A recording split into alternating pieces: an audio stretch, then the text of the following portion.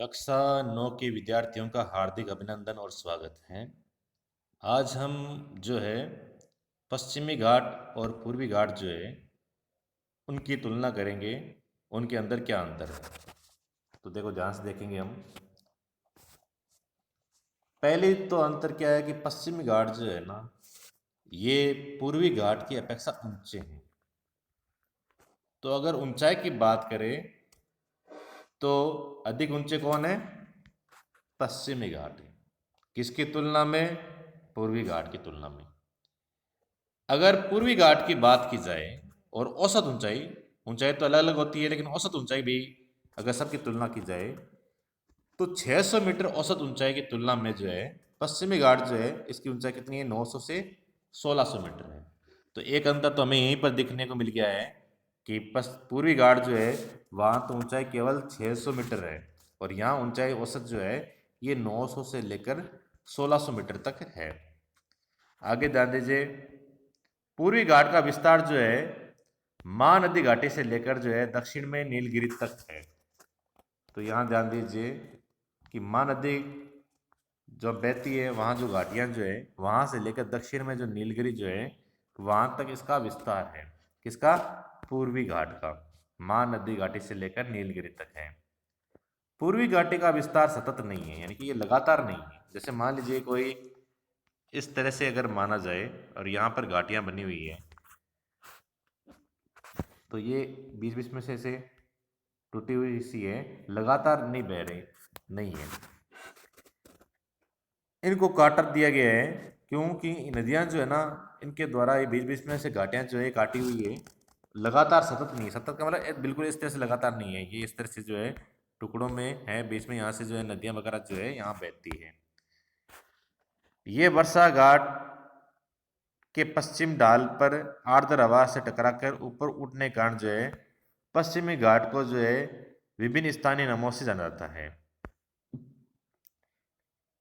देखो एक बार दोबारा ध्यान दीजिए, पूर्वी घाट का विस्तार जो सतत नहीं है, ये अनियमित है यानी लगातार नहीं है। बंगाल की खाड़ी में गिरने वाली नदियों ने इसको जो है काट दिया है।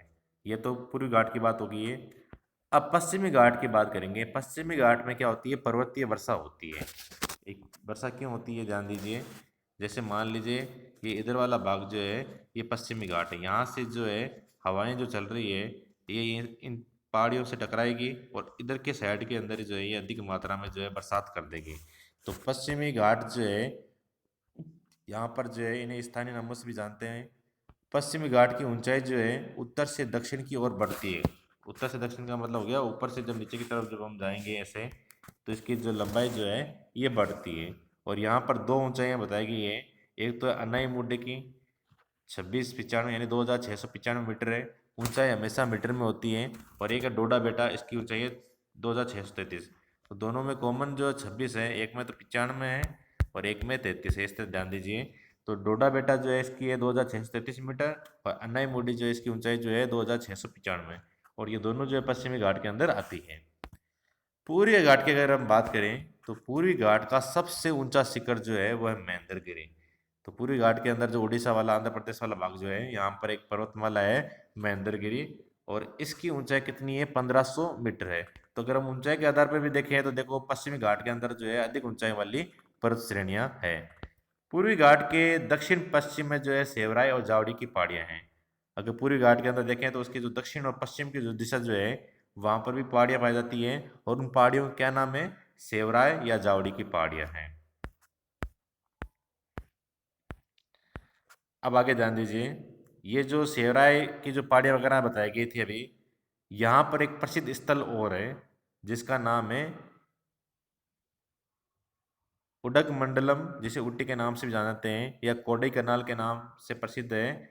एक पहाड़ी जो नगरों में स्थित है, ये स्थल जो है काफ़ी दर्शनीय है, लोग यहाँ काफ़ी घूमने के लिए भी आते हैं। तो ये क्षेत्र इस क्षेत्र के अंदर आते हैं। प्रायद्वीपीय पठार की ये विशेषता यहाँ पाई जाने वाली काली मृदा भी है। अब यहाँ की जो मिट्टी जो है वो कैसी है? काली मिट्टी है, क्योंकि जो भी पठारी बाग जो होते हैं अधिकांश वहाँ पर काली मिट्टी ही पाई जाती है। और दक्कन ट्रेप के नाम से भी इसको जानते हैं क्योंकि जो पठारी क्षेत्र जो होते हैं उनका निर्माण जो होता है वो ज्वालामुखी से होते हैं। और ज्वालामुखी के फटने से जो मिट्टी बनेगी वो काली मिट्टी बनेगी, और इनकी जो चट्टानें जो है वो आग्नेय हैं, क्योंकि जितनी भी ज्वालामुखी से बनती है वो आग्नेय होती है। वास्तव में इन सेलों का समय समय के साथ अपरदन हुआ, यानी ये जो सेलें जो थी, चट्टानें जो थी, जो ज्वालामुखी के द्वारा बनी है, ये समय समय के अंदर जो है अपरदन मतलब इनके अंदर कटाव भी जो है होता गया है, जिससे ने काली मृदा का निर्माण हुआ है। अरावली की पहाड़ियाँ जो है प्रायद्वीपीय पठार के पश्चिम व उत्तर पश्चिमी किनारों पर स्थित है। ये बहुत अधिक अपरदित एवं खंडित पहाड़ियाँ हैं। ये गुजरात से लेकर दिल्ली तक दक्षिण पश्चिमी व उत्तर पूर्व दिशा में फैली हुई है। ये अरावली की बात चल रही है कि किस प्रकार से ये फैली हुई है। अब हम बात करते हैं भारतीय मरुस्थल के बारे में। भारतीय मरुस्थल जो है ये कहाँ पर है? अरावली की जो पहाड़ियाँ जो है उसके पश्चिम किनारे पर जो है थारका मरुस्थल है। जैसे मान लीजिए अगर हम बात करें इस प्रकार से, इधर जो अरावली पर्वतमाला जो है फैली हुई है, तो इसका जो इधर वाला भाग जो है उत्तर पश्चिम भाग जो है, यहाँ पर थारका मरुस्थल जो है ये पाया जाता है।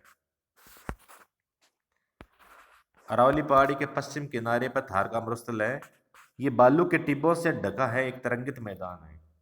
ध्यान दीजिए यहाँ पर, यहाँ जो है इस प्रकार से जो है बालू के टिब्बे पाए जाते हैं, और तरंगित का मतलब एक तरंग के रूप में इस प्रकार से ये चलता है।